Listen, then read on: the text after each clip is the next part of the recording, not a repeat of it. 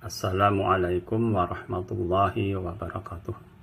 Alhamdulillah rabbil alamin wassalatu wassalamu ala asrofil anbiya'i wal mursalin wa ala alihi wa sahbihi ajma'in. Allahu akbar kabira walhamdulillahi katsira wa subhanallahi bukratan wa asila. La ilaha illallah wahdahu la syarikalah lahul mulku wa lahul hamdu wa huwa ala kulli syai'in qadir. Asyhadu an la ilaha illallah wa asyhadu anna Muhammadan abduhu wa rasuluh. La haula wa la quwata illa billahil aliyyil azim. Pada kesempatan pagi ini saya akan mencoba untuk berbagi ilmu atau mungkin juga mendiskusikan yang berkaitan dengan sekitar perkeliruan prosesi akad nikah. Ya memang ini topik yang atau judul yang agak unik ya, atau mungkin juga agak aneh ya, jadi tidak biasa. Namun ini memang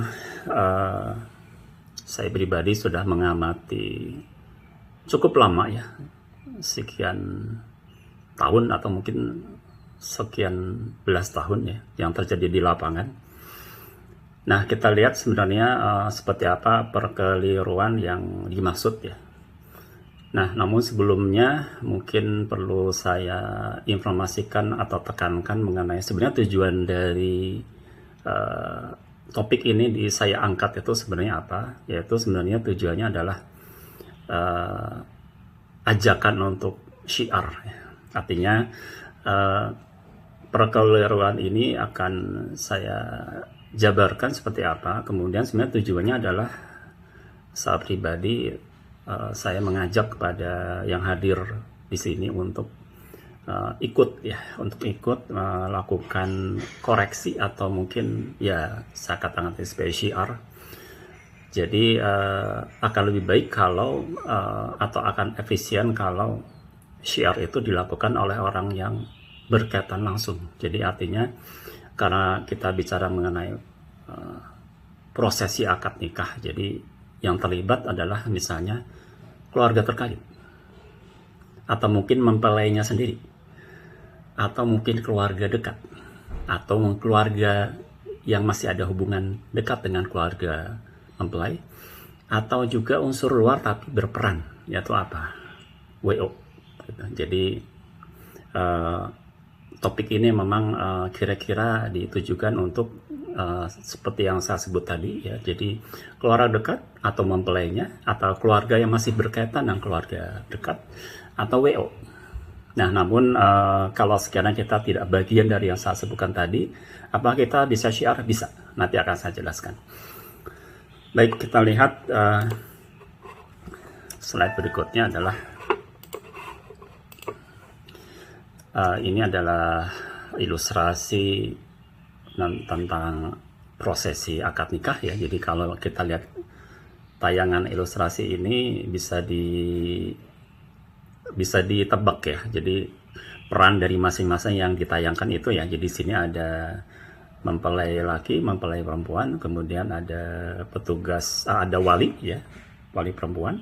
Kemudian ada petugas KUA, itu yang kelihatan sebelah kiri dari wali. Kemudian sebelah kirinya petugas KUA atau penghulu itu adalah saksi ya, dua orang saksi. Kemudian ada hadirin yang ada di belakang mempelai. Nah, di sana pertanyaan, siapa yang menyatakan sahnya ijab kabul ya? Siapa yang menyatakan sahnya ijab kabul? Kalau kita lihat sini ya, apakah penghulu ya?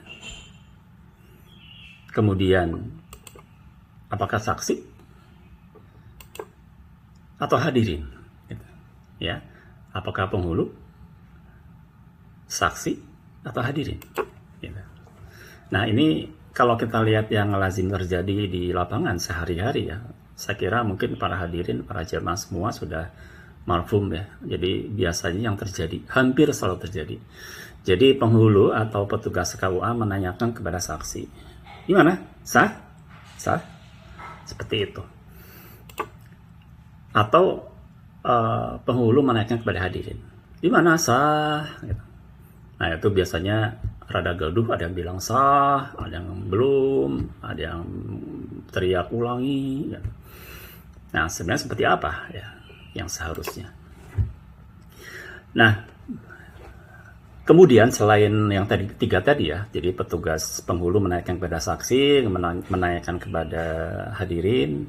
Kemudian yang lazim terjadi juga dalam ini WO ya, wedding organizer atau MC itu mewartakan keabsahan ijab kabul oleh penghulu. Ya, mewartakan keabsahan ijab kabul oleh penghulu. Ini juga sering terjadi ya. Jadi kira-kira misalnya diucapkan adalah demikianlah para hadirin, ijab kabul telah dinyatakan sah ya. Ijab kabul telah dinyatakan sah oleh petugas KUA. Nah, sebenarnya kenapa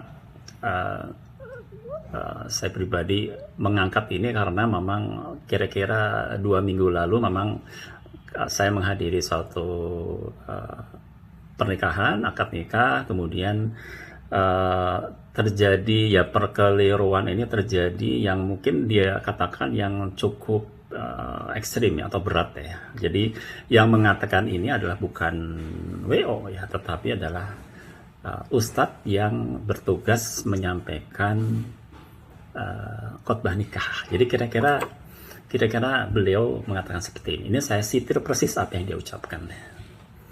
Ingat hak dan jadi adalah ceritanya nasihat kepada kedua mempelai. Ingat hak dan kewajiban kalian berdua sebagai suami istri sudah berlaku begitu petugas KUA menyatakan sah ya. Ingat hak dan kewajiban kalian berdua sebagai suami istri sudah berlaku begitu petugas KUA menyatakan sah gitu. Nah, coba kita lihat ini, kita lari sebentar ke topik lain ya. Nanti ini berkaitan erat dengan apa yang akan saya kemukakan, yaitu kita lihat nih, jika dilihat hanya dari penalaran ya, kita nggak usah ngelihat dari syariat dulu, penalaran saja ya. Di sini disebutkan guru yang menguji murid ya, guru menguji murid. Jadi guru yang berhak menyatakan murid lulus atau tidak. Ini logis sekali ya, dari segi penalaran logis sekali. Yang kedua adalah contoh misalnya kewenangan quality control ya. Quality control inspector dalam pemeriksaan manajemen mutu di suatu perusahaan atau pabrik ya. Nah, kita lihat ini kewenangan quality control inspector ya. Kenapa? Dia punya kewenangan karena dia punya kepakaran gitu dalam pemeriksaan manajemen mutu. Sama, sangat logis. Contoh ketiga adalah kompetensi auditor dalam pemeriksaan keuangan di suatu instansi perusahaan. Jadi di sini jelas disebut kompetensi auditor. Jadi dia yang mau punya ilmunya dalam melakukan pemeriksaan keuangan. Nah, mari kita lihat, kita proyeksikan ke topik yang sedang kita bahas. Yang menentukan kegiatan ijab kabul sah atau tidak, logikanya adalah pihak yang punya ilmu lebih tinggi. Betul? Ya, saya ulangi. Yang menentukan kegiatan ijab kabul sah atau tidak, logikanya adalah pihak yang punya ilmu lebih tinggi. Seperti hanya guru, quality control inspector, dan auditor. Nah, jika penghulu bertanya ke saksi, sah? Sah? Apakah saksi orang yang lebih paham ilmu agama? Itu pertanyaannya. Kemudian, yang lebih parah nih, penghulu menanyakan ke penonton, ke hadirin. Nah, mari kita lihat sekarang sebenarnya gimana sih rukun nikah itu. Nah, ini saya tulis ada 5, tetapi yang diberi bold merah itu ada 4 ya. Jadi ini menurut jumhur ulama itu sebenarnya rukun nikah hanya 4 ya, calon laki-laki, ada calon perempuan, wali nikah, kemudian ada ijab kabul, dilaksanakan ijab kabul atau sigot. Nah, mengenai 2 orang saksi itu sebenarnya bukan termasuk rukun nikah menurut jumhur ulama. Namun itu disyaratkan. Ya gitu ya, kira-kira ini secara syariat seperti itu. Nah, kemudian sekarang kita lihat nih, sebelum kita bahas mengenai siapa yang menyatakan sah, kita lihat kasus. Penghulu akan datang sangat terlambat. Ini kasus ini. Ya, jadi misalnya ada suatu kejadian sehingga penghulu tidak bisa tepat waktu karena ada hambatan di jalan atau ada hambatan di tempat yang sebelumnya. Di tempat sebelumnya itu kan biasa ya, agak mulur-mulur, kemudian akhirnya agenda atau tempat tugas petugas penghulu di tempat berikutnya juga akhirnya terlambat. Itu lumrah atau biasa terjadi. Kasus yang kedua adalah terjadi sesuatu lah, force majeure ya. Penghulu gagal hadir ya, entah suatu sebab ya, sesuatu sebab yang sangat penting sehingga penghulu gagal hadir gitu. Nah, sekarang pertanyaan adalah, apakah akad nikah tetap dilangsungkan tanpa kehadiran penghulu? Atau batal? Jadi gagal. Jadi proses akad nikah gagal dilaksanakan. Nah, kita lihat dulu sekarang bagaimana menurut perundang-undangan. Ya, bagaimana secara legalitasnya. Kita lihat nih. Ini ada Peraturan Menteri Pendayagunaan Aparatur Negara, PAN, yang berkaitan dengan jabatan fungsional penghulu. Ya. Ini nomor 9 tahun 2019 ya. Nah, di sini di pasal 1 ayat 6, 7, 8 ya, disebutkan ya, yang nomor 6 nih, ayat nomor 6. Jadi jabatan fungsional penghulu adalah sebagai pegawai pencatat nikah atau perkawinan. Kemudian ayat 7 disebutkan di sana berwenang melakukan kegiatan pelayanan dan bimbingan nikah. Ya, punya kewenangan untuk melakukan kegiatan pelayanan dan bimbingan nikah. Kemudian yang ayat 8 itu mendukung terlaksananya proses nikah. Kemudian di bab 4 ya, ini secara khusus ya tentang tugas, jabatan, unsur dan subunsur kegiatan ya, pasal 5. Penghulu yaitu melaksanakan pelayanan dan bimbingan nikah ya, pelayanan dan bimbingan nikah. Kemudian di bab 5 ya, di bab 5 juga sama. Itu di pasal 7 ayat 1 melakukan kegiatan pemeriksaan dan analisis berkas ya, pemeriksaan dan analisis berkas. Kemudian juga yang ayat 8 itu disebutkan melakukan kegiatan pelayanan akad nikah. Kemudian yang ayat 9 melakukan kegiatan khutbah atau nasihat nikah. Baik, sekarang kita lihat tugas saksi nikah seperti apa. Jadi kan biasanya salah lumrahnya itu kan sehari-hari atau di lapangan itu sering saksi ya ditanyakan sah gitu. Nah, kita lihat tugasnya apa? Tugas saksi nikah itu ada hanya 3 ya. Tugas saksi nikah itu hanya 3. Yang pertama adalah menyaksikan langsung proses akad nikah ya, menyaksikan langsung proses akad nikah. Yang kedua, memberikan kesaksian yang jujur bahwa telah dilakukan pernikahan. Jadi kalau setelah itu ada yang menanyakan, dia harus berkata jujur bahwa betul telah menikah fulan dan fulani ya, pada tanggal sekian. Saya sebagai saksi. Jadi dia harus memberikan kesaksian yang jujur. Yang ketiga adalah menandatangani akad nikah. Nah, ini adalah tugas saksi. Jadi hanya 3 ini ya. Jadi menyaksikan langsung berarti dia harus hadir. Kemudian dia memberikan kesaksian yang jujur bahwa telah dilakukan pernikahan. Yang ketiga adalah menandatangani akad nikah. Gitu. Nah, sebenarnya akad nikah nanti ada 2 aspek. Ya, akad nikah itu ada 2 aspek. Yang pertama adalah legalitas pelaksanaan pernikahan. Ya, legalitas pelaksanaan pernikahan. Nah, ini fokusnya pada konteks kenegaraan. Kemudian kedua adalah keabsahan ijab kabulnya. Nah, ini konteks syariat. Ya. Konteks syariat ya, mengenai keabsahan ijab kabul. Nah, ini 2 aspek ini jangan dicampur baurkan gitu. Sebenarnya seperti itu yang akhirnya terjadi perkeliruan. Nah, sebenarnya sekarang apa legalitas pelaksanaan pernikahan itu ya? Kalau kita lihat adalah terpenuhinya rukun nikah, kemudian terpenuhinya syarat bisa dilangsungkannya akad nikah. Nah, ini dalam konteks kenegaraan itu penghulu bertugas sebagai satu wakil ulil amri. Jadi yang bertugas melakukan pencatatan pernikahan. Kemudian memberikan pelayanan pelaksanaan terkait kelengkapan berkas. Yang tadi ya, kalau kita lihat undang-undang tadi, ada memang tugasnya adalah melakukan pemeriksaan, analisis terhadap berkas kelengkapan. Kemudian yang ketiga adalah memberikan arahan atau nasihat pernikahan dan sebagainya. Nah, baru kita sekarang lihat nih, sebenarnya keabsahan suatu ijab kabul itu sebenarnya apa? Ini ada 7 ya. Ada 7 butir yang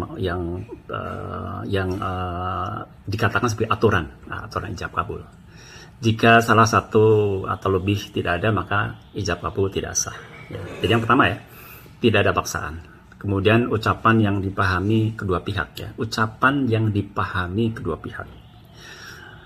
Jadi pakai bahasa yang harus dimengerti oleh kedua pihak. Kemudian yang ketiga, terdapat kalimat yang jelas, eksplisit, lugas. Aku nikahkan dan saya terima nikah. Itu harus jelas. Kalimatnya jelas, tidak ada interpretasi lain. Yang keempat, jelas identitas laki-laki dan perempuan yang dinikahkan. Ini termasuk syarat. aturan ijab kabul. Yang kelima adalah disebutkan maharnya, ya, disebutkan maharnya. Keenam, wali dan calon laki-laki tidak sedang ihram. Yang terakhir, jeda ijab dan kabul tidak terlalu lama. Nah, kalau kita lihat, apakah 7 aturan ini dipahami oleh orang-orang atau pihak yang ditanya? Sah? Gimana? Sah nggak? Nah, ini apakah dipahami? Kalau kita lihat sebenarnya kelihatannya hanya poin yang terakhir saja gitu, yang kebanyakan dipahami. Jadi orang hanya melihat mengenai jeda, sehingga biasanya kalau ada hadirin ditanya atau saksi ditanya, ulangi Pak, itu karena apa? Oh tadi terlalu lama jedanya, tidak langsung gitu. Nah nanti kita lihat sebenarnya tidak terlalu lama itu seberapa lama? Sehari, 2 hari, 5 menit, 1 menit, 3 detik, 1 detik gitu. Nah nanti kita lihat syariatnya. Nah inilah yang umumnya kebanyakan orang atau dalam hari ini saksi dan hadirin yang fokusnya ada di poin 7 yang dipahami. Hanya itu saja umumnya, ya umumnya. Nah kita lihat nih kesimpulan. Jadi pihak yang bukan bagian dari rukun nikah itu bukan yang menyatakan sahnya ijab kabul. Dalam ini penghulu dan hadirin. Jadi yang menyatakan sah itu adalah tentu saja yang harus hadir atau yang harus ada di situ. Kemudian bagaimana dengan saksi? Saksi kan disyaratkan untuk hadir. Nah, di sini sebutkan kesimpulannya lah, bukan tugas saksi untuk menyatakan ijab kabul sah atau tidak. Ini berkaitan dengan tugas saksi seperti apa? Itu hanya 3 yang tadi. Hadir. Kemudian kedua adalah dia harus jujur menyatakan bahwa terjadi pernikahan. Yang ketiga adalah dia menandatangani akad nikah. Seperti itu. Jadi tidak ada tugas untuk menyatakan sah. Nah, sekarang kita lihat keadaan ekstrim. Ya, keadaan ekstrim lihat. Ada logika ekstrim yang katakan saja ini katakan terjadi. Saksi menyatakan tidak sah. Oh, dia kekeh aja. Enggak Pak, enggak sah. Enggak, pokoknya enggak sah. Itu gimana? Apakah akhirnya pernikahan batal? Nah, logikanya begitu kan? Kalau kita punya pemikiran bahwa saksi yang menyatakan sah. Sehingga logiknya kalau saksi mengatakan tidak, setelah diulangan tetap dia kekeh, enggak sah gitu. Nah artinya apakah terus pernikahan batal gitu. Seperti itu. Baik. Nah sekarang ini pertanyaan utamanya nih. Jadi siapa yang menyatakan sahnya ijab kabul? Nah jawabannya adalah wali. Ini yang menyatakan sahnya gitu. Jadi bukan petugas penghulu, bukan penghulu, bukan petugas KUA, bukan saksi, apalagi hadirin gitu. Jadi seperti itu. Nah, mari kita lihat nih. Jadi yang tadi ini ya, kalau penghulu atau petugas KUA menanyakan ke saksi, sah nggak gitu. Ya ini keliru. Kemudian ini juga sama, apalagi ya. Jadi ke hadirin ditanya, kemudian ada yang bilang sah, ada yang bilang belum, ada yang bilang ulangi. Kalau dia kekeh minta ulangi gimana? Gitu. Ini sangat tidak pas dan ini adalah keliru. Ya, gitu. Baik, jadi sebenarnya harusnya seperti apa? Ya, harusnya seperti apa dialognya? Gitu. Jadi begitu wali mengatakan saya nikahkan dan seterusnya, calon suami menjawab saya terima nikah dan seterusnya. Maka boleh saja sih wali minta pendapat ke penghulu. Minta pendapat. Gimana, cukup kan ya? Atau boleh juga berbahasa basi ke saksi. Cukup ya mas? Gitu. Udah. Jadi kalau wali melihat bahwa ini sudah sah, sudah sesuai dengan syariat, sudah sah. Nah, sekarang jika ucapan wali ya, atau ucapan ijabnya wali atau ucapan kabulnya calon laki-laki tersendat, penghulu bisa memberi saran gitu. Jadi memang kita tidak bisa memungkiri yang ada di lapangan ya. Jadi yang fakta di lapangan memang kita nggak bisa pungkiri ini. Ini ada fakta-fakta yang mungkin saja ya ada di lapangan ya. Fakta yang mungkin ada di lapangan yaitu wali nikah canggung atau tanggung dalam pengetahuan agamanya ya. Wali nikah canggung atau tanggung dalam pengetahuan agamanya. Sehingga apa? Dia kurang paham gitu. Jadi yang 7 syarat tadi tentang akad nikah dia mungkin saja kurang paham ya. Kemudian dia mengikuti saja kelaziman. Dia ngikutin kebiasaan umum saja gitu. Jadi kalau dia nggak paham ya dia ngikutin aja gitu. Jadi walau itu keliru gitu, itu dia ikut aja. Nah kemudian yang ketiga, ikut apa yang dilakukan penghulu. Jadi kalau penghulu menanyakan ke hadirin gimana salah ulangi atau naikkan saksi, dia ngikut aja. Dikira itu memang seperti itu, dikira itu memang seperti itu yang seharusnya, padahal enggak gitu.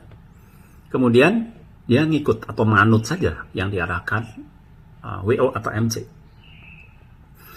Nah itu juga karena mungkin kekurang pengetahuan agama gitu.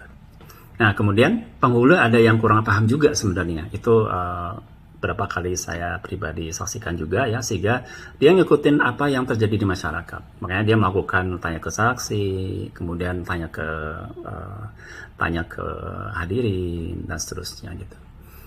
Nah kemudian ini juga sama, umumnya pihak WO juga ya maaf ya, mungkin ya mereka umumnya bukan dari kalangan masjid yang cukup paham, sehingga dia juga akhirnya proses yang dilakukan ya, tahapan dilakukan juga sama lah, termasuk ucapan itu kan termasuk yang ya kelaziman yang umum, padahal itu tidak pas gitulah.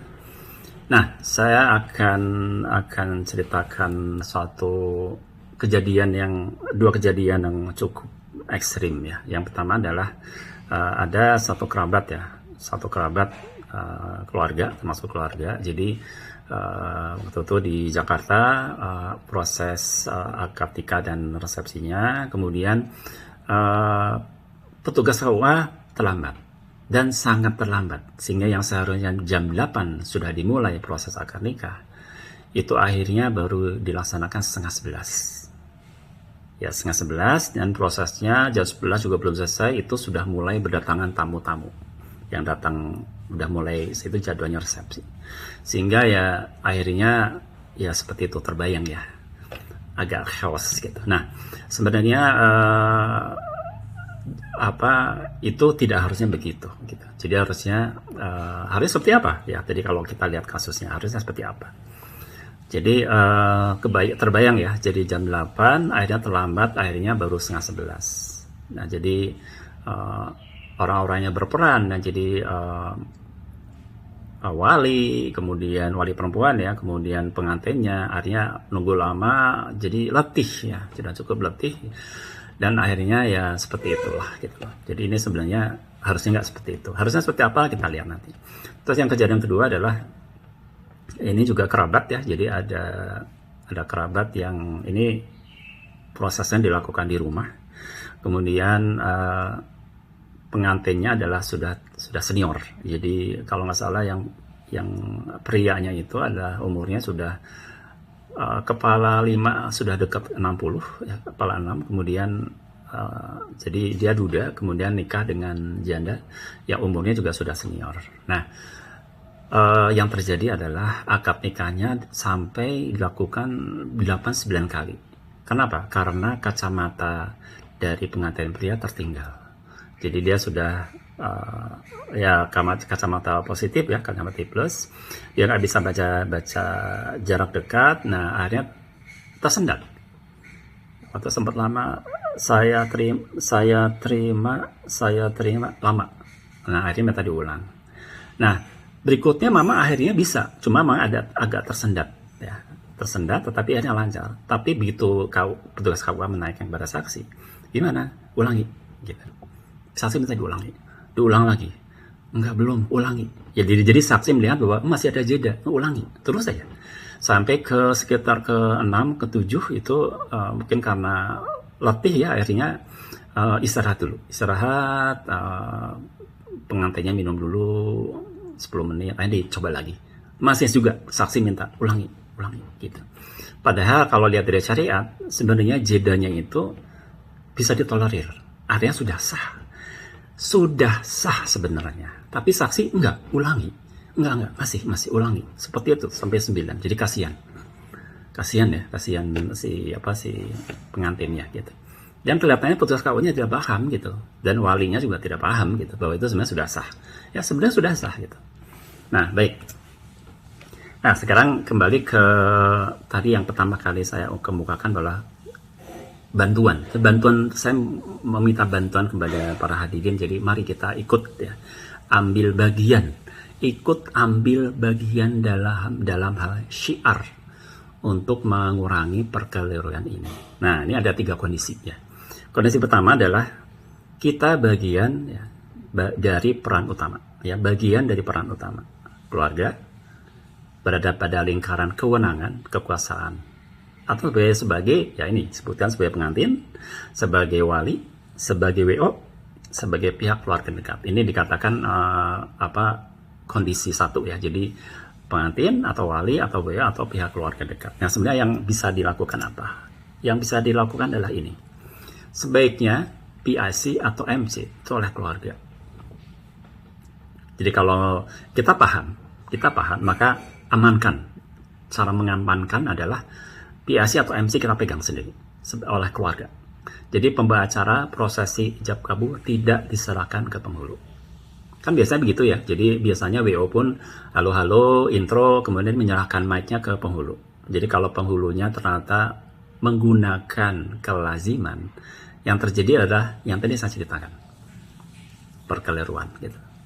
Nah, kemudian sebagai keluarga itu bisa pesan ke walinya, kalau kita bukan wali ya, Pak, setelah ijab kabul, ntar perlahan tanyakan ke penghulu ya dan saksi apakah ijab kabul cukup. Nah, itu boleh aja.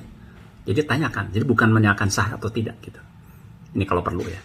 Kemudian yang kedua adalah jika prosesi ijab kabul diserahkan ke penghulu, nah maka pesankan ke penghulu. Itu bisa secara pribadi atau pengeras suara.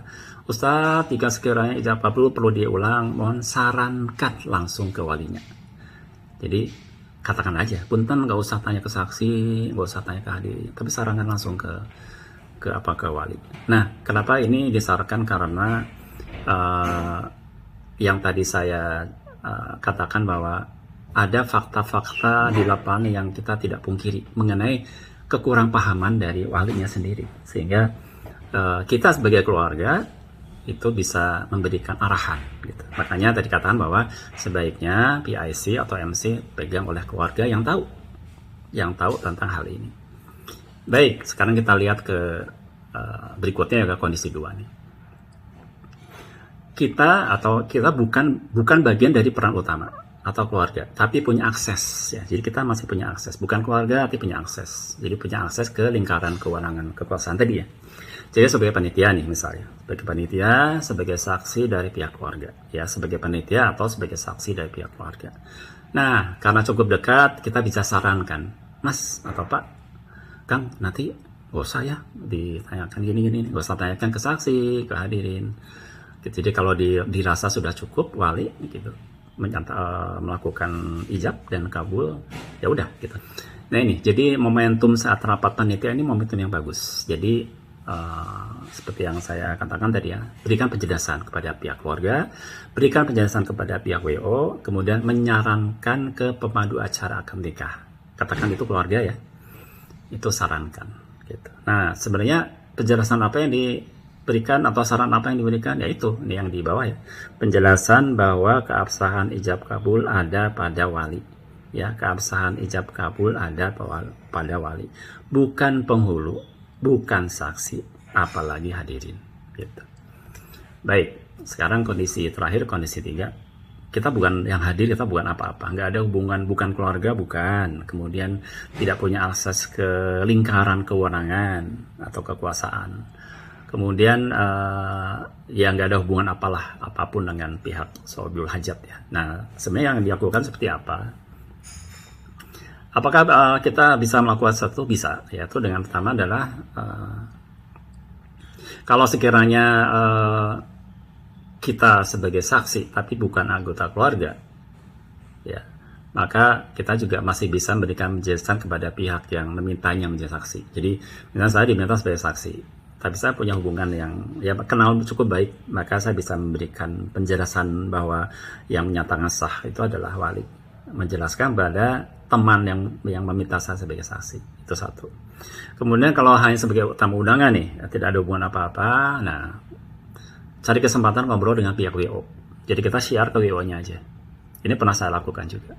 Jadi saat Habis ijab kabul selesai, ada sarapan, kemudian saya sengaja duduk sebelahnya WO, kemudian saya cerita. Dia kaget juga sih. Dia kaget juga. Oh gitu mas, gitu. Itu Pak, gitu. Dia nggak, dia juga baru tahu, oh ternyata yang dikira penghulu Pak, gitu dia.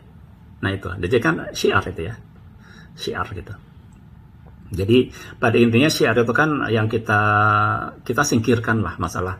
Aduh nggak enak kasih tahu, itu biasanya kebiasaan kita semuanya. Kita semua ya, jadi merasa nggak enak kalau ngasih tahu sesuatu yang benar. Nah itu sebenarnya perasaan-perasaan yang harusnya disingkirkan. Jadi kita mikirnya gini, terbalik. Kalau saya nggak kasih tahu, saya tahu bahwa itu adalah keliru. Saya nggak kasih tahu, maka kita mikirnya jangan-jangan itu jadi dosa kita. Jangan-jangan itu jadi dosa kita karena kita tahu itu tidak benar dan kita tidak memberitahu saudara kita. Nah itu kan justru malahan jadi jangan-jangan itu jadi sumber dosa kita. Nah kita mikirnya begitu ya, harusnya kita mikirnya begitu, bukan aduh nggak enak, jadi kita tahu dia salah, tahu dia keliru, biarin aja lah, nggak enak, hati takut tersinggung, takut ini dan seterusnya lah.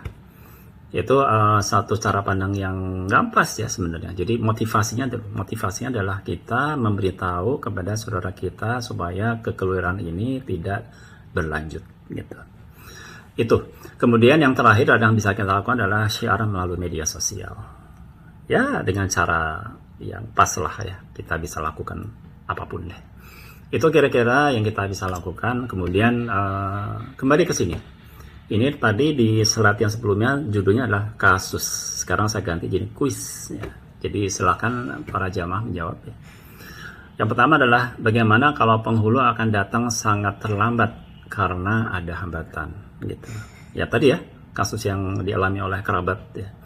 Jadi yang direncanakan jam 8 akhirnya setengah 11 ya, 2,5 jam gitu. Jadi yang terlibat sudah wali, kemudian pengantin sudah letih, make up-nya juga udah ya karena berkeringat dan seterusnya lah, sayang ya. Kemudian kedua adalah gimana kalau terjadi force majeure, penghulu gagal hadir gitu, penghulu gagal hadir. Ya seperti halnya kalau contoh force majeure misalnya baru terjadi Jumat lalu nih di masjid ya, jadi 11:30 saya ditelepon oleh khotibnya, aduh saya ada ini Pak, ada yang sesuatu kejadian tertentu lah, nggak usah ceritakan, sehingga dia harus dia nggak bisa datang ke masjid gitu, ke masjid untuk jadi khotib ya, dia harus pergi ke suatu tempat 11:30 ya. Nah itu kan force majeure, sehingga ya udah harus ada pengganti gitu loh, seperti itu. Nah itu kalau yang namanya force majeure kan memang nggak bisa ya udah kalau terjadi ya seperti itu. Nah sekarang kalau terjadi dengan penghulu gagal hadir, nah pertanyaan adalah yang mesti dilakukan apa? Ya, yang mesti dilakukan apa? Nah, dengan penjelasan panjang lebar yang tadi telah saya jabarkan itu, jawabannya jelas ya. Apa yang mesti dilakukan? Laksanakanlah ijab kabul. Kenapa? Penghulu itu kan bukan menentukan sahnya, yang menentukan adalah wali. Sesuai rukun, ya sesuai rukun. Nah, cuma ada unsur adab ya. Nah, ini tetap kita harus menjunjung adab. Adabnya apa? Kita coba hubungi penghulunya, kemudian kita bilang, Pak, punten ini karena gini, maka kami akan melaksanakan ijab kabul Pak. Gitu. Nah, sehingga itu pasti penghulunya akan mempersilahkan, karena dia juga harusnya tahu ya. Jadi akan mempersilahkan, kemudian nanti jadi kalau udah selesai dia akan datang setelah ijab kabul selesai, dia hanya melaksanakan tugasnya untuk pencatatan, tanda tangan segala macam lah, pencatatan atau pemeriksaan berkas, tanda tangan segala macam, kemudian saksi juga tanda tangan. Itu proses administrasinya berkaitan dengan yang tadi saya sebutkan sebagai konteks kenegaraan gitu loh. Tapi pernikahan sudah dilaksanakan. Itu ya kira-kira. Jadi itu yang harus dilakukan. Dilaksanakan ijab kabul. Laksanakan saja. Karena yang menentukan adalah wali, ya. Yang menyatakan sah itu adalah wali. Baik, itu kira-kira yang perlu saya sampaikan. Namun ada tambahan ya. Jadi ada beberapa perkeliruan lain ya.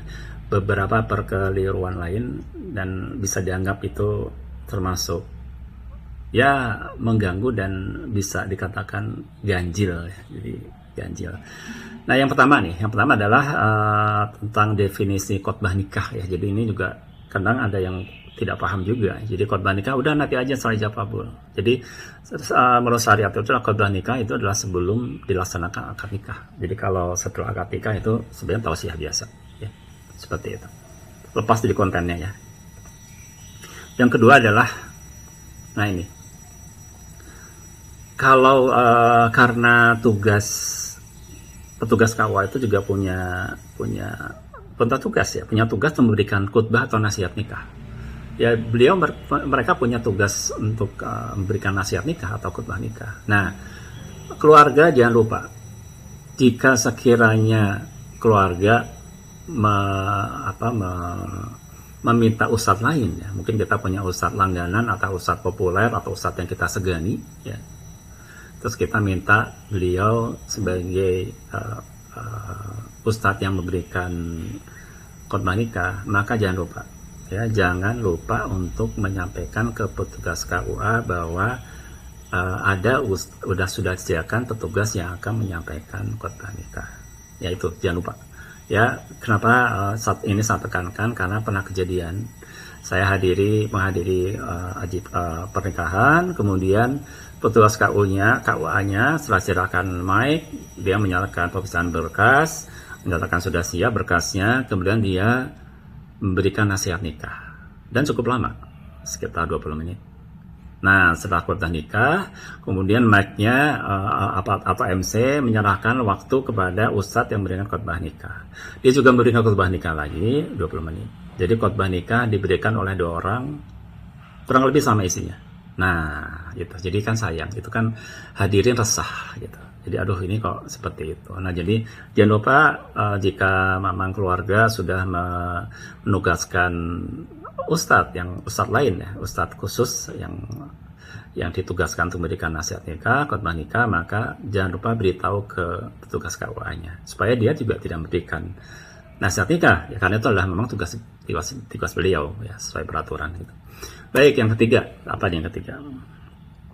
Nah, ini juga sering atau lazim terjadi atau biasa terjadi, tapi ini memang sangat disayangkan ya, sangat disayangkan karena ini dianggap mengganggu kesakralan akad nikah ya, mengganggu kesakralan akad nikah.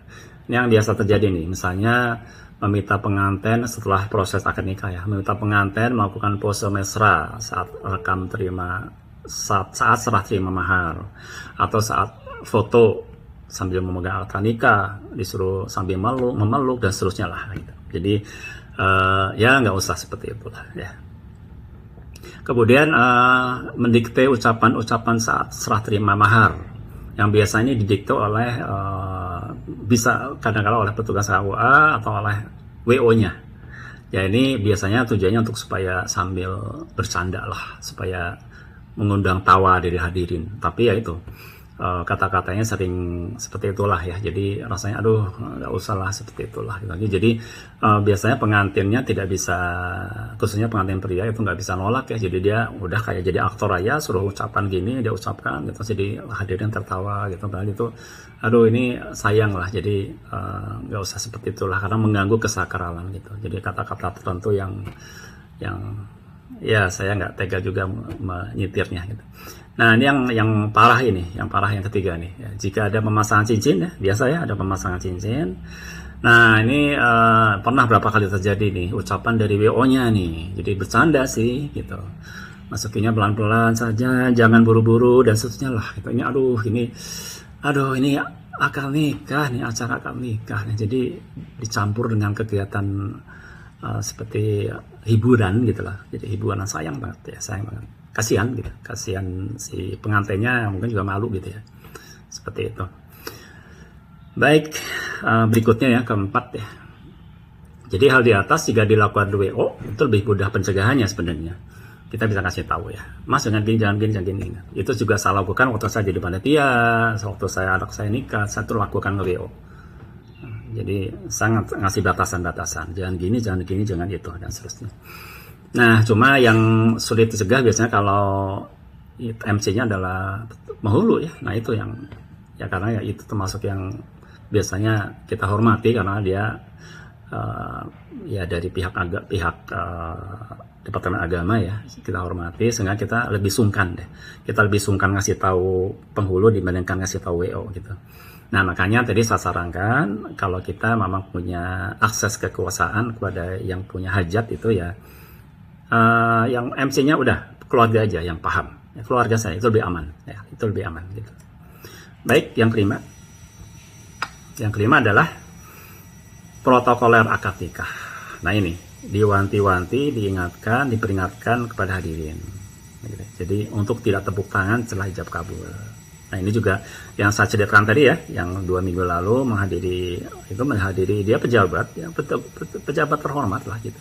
Tapi kelihatannya mereka lupa ngasih tahu, sehingga begitu akad nikah, begitu saya terima dan seterusnya, itu ada yang langsung teriak hadirin, teriaknya keras, sah gitu, aduh gitu. Jadi sampai orang ngeliatin gitu. Jadi tapi itu setelah itu juga akhirnya pada tepuk tangan loh, tepuk tangan riuh gitu. Aduh, ini kayak pertunjukan konser aja gitu, ini akad nikah loh gitu. Nah itu, jadi jangan lupa ya keluarga, jangan lupa kalau jadi panitia ingatkan kepada protokoler untuk menginformasikan ke hadirin, mohon untuk tidak tepuk tangan, tidak usah mengatakan sah atau apapun ya. Jadi udah tidak usah mengatakan apapun, itu jangan lupa gitu. Baik, yang keenam.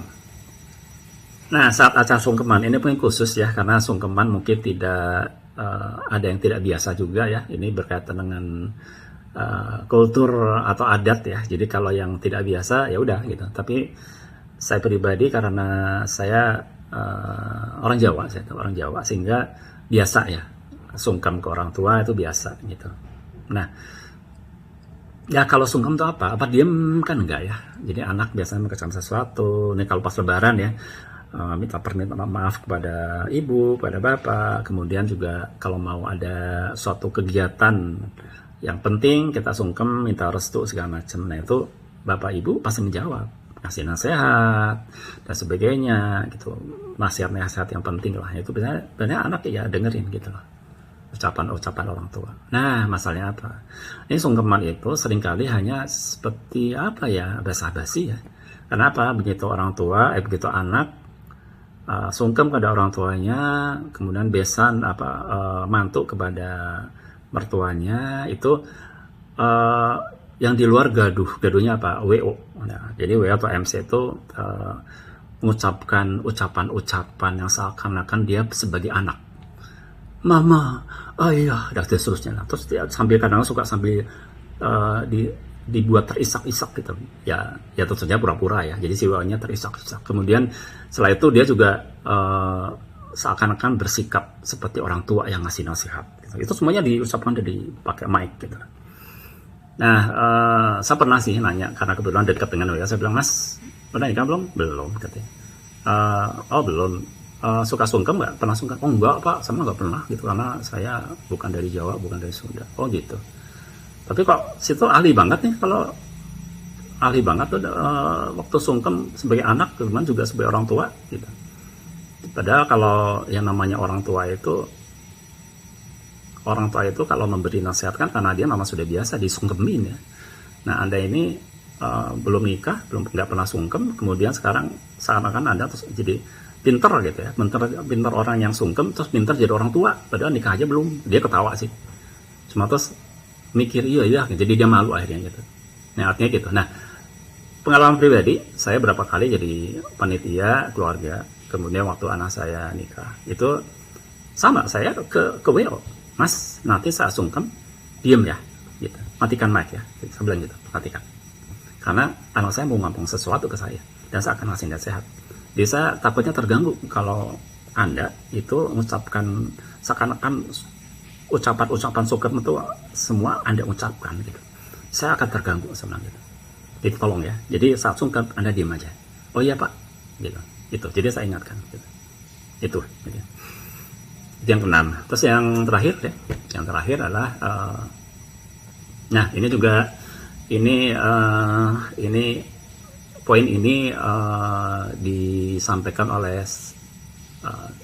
salah satu WO di masjid ini ya. Kang Cahyana nih ya. Jadi karena beliau sebagai WO, ini adalah hal yang sering terjadi. Jadi memang kadang ada yang tidak menghadirkan pengantin perempuan saat prosesi akad nikah. Ya ada yang tidak menghadirkan gitu. Jadi dia hadir setelah proses ijab kabul selesai, baru pengantin perempuan keluar dari ruangan gitu. Nah sebenarnya secara syariat nggak apa gitu, asal dia mendengarkan. Itu sebenarnya yang berperan kan wali dan pengantin pria saat ijab kabul ya. Namun di sini ada kelemahan. Kelemahannya adalah apa? Saat khotbah nikah. Jadi sebenarnya khotbah nikah untuk siapa? Ya, khotbah nikah untuk siapa? Kan untuk pengantin. Kedua pengantin, bukan hanya untuk yang pria saja. Artinya apa? Waktu khotbah nikah itu yang pengantin perempuan harusnya dengerin atau menyimak dengan baik juga. Karena itu nasihat untuk dia gitu. Kalau dia tidak mendengarkan, berarti kan efisiensi cuma 50%. Kenapa? Kenapa 50%? Hanya pria aja, pengantin pria yang mendengarkan. Sayang. Nah, memang kadang-kala gitu, kalau dia di ruangan, kemudian dia mungkin karena jauh, karena katakan mic-nya atau speakernya nggak terdengar, atau mungkin terdengar tapi dia punya kesibukan. Biasanya apa? Foto-foto. Jadi sambil nunggu akan nikah dia foto-foto atau ngobrol gitu. Nah kan sayang gitu. Jadi harusnya dia menyimak gitu. Nah memang kelemahannya begitu ya kalau terpisah gitu. Sehingga nah ini jadi sebaiknya nih apa yang harus dilakukan sebaiknya terus memang orang tua yang paham ya atau WO menyarankan untuk pengantin ikut hadir saja, jadi mendampingi atau duduk bersanding dengan calon suaminya, itu lebih baik karena dia bisa langsung fokus mendengarkan, dalam ini mendengarkan khotbah nikah gitu. Itu yang terbaik ya. Itu kira-kira yang bisa saya sampaikan, dan mungkin saya tambahkan yang tadi saya janjikan ya. Jadi kebanyakan orang umumnya itu taunya bahwa gak boleh ada jeda gitu. Jadi antara ijab dan kabul tuh tidak ada boleh jeda gitu. Kadang-kala saya pernah lihat juga beberapa kali itu si penghulunya ya. Jadi dia pakai tangan ya. Jadi dia mengangkat tangan gitu.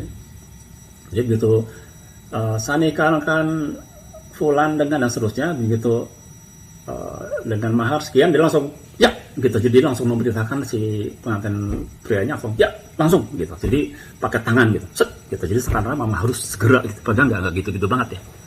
Kita lihat di sini syariatnya seperti apa. Ini memang bukan hadis, tapi ini adalah arahan ulama ya. Dalam hal ini Imam Nawawi di sana saya bacakan di sini ya. Apabila antara ijab dan kabul diselai atau diselang waktu yang lama, maka tidak sah akad nikahnya. Dan apabila di antara keduanya diselai waktu yang singkat, yang setara waktunya menelan ludah dan berhenti bernapas, maka sah akadnya. Nah, ini. Jadi kalau kita lihat di sini sebenarnya kalau kita tanya seperti tadi saya tanyakan, saya ungkap, sebenarnya berapa lama sih jedanya? Nah, ini jelas ya. Kalau setara menelan ludah atau berhenti bernafas atau batuk, bersin, itu tetap sah. Gitu. Nah, yang kedua nih kita lihat nih. Ini dari Dr. Mustafa Al-Khin ya.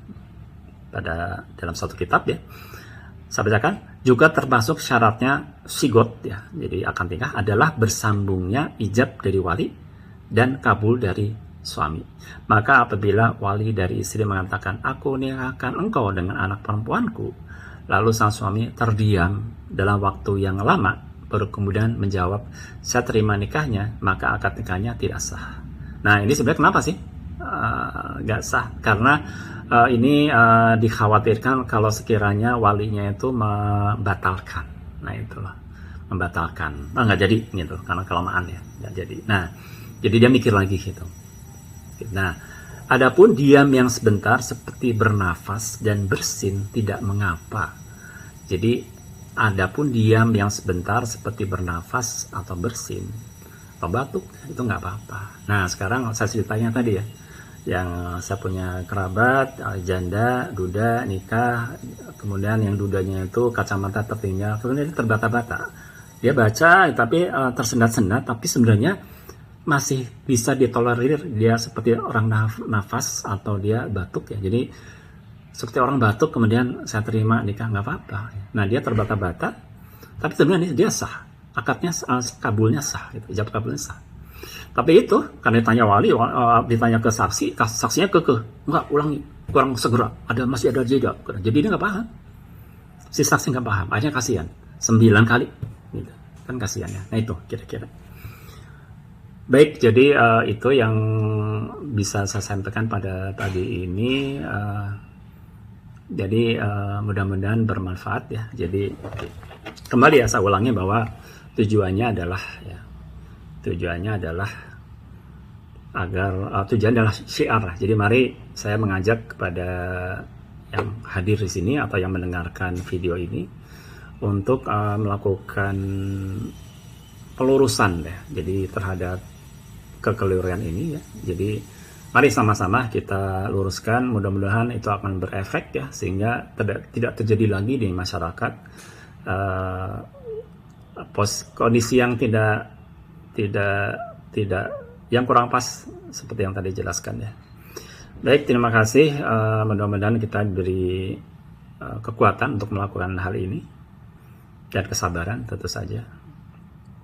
Baik, terima kasih. Mari kita tutup dengan doa kafaratul majelis. Subhanakallahumma wa bihamdika asyhadu alla ilaha illa anta astaghfiruka wa atubu ilaik. Alhamdulillahirabbil alamin. Assalamualaikum warahmatullahi wabarakatuh.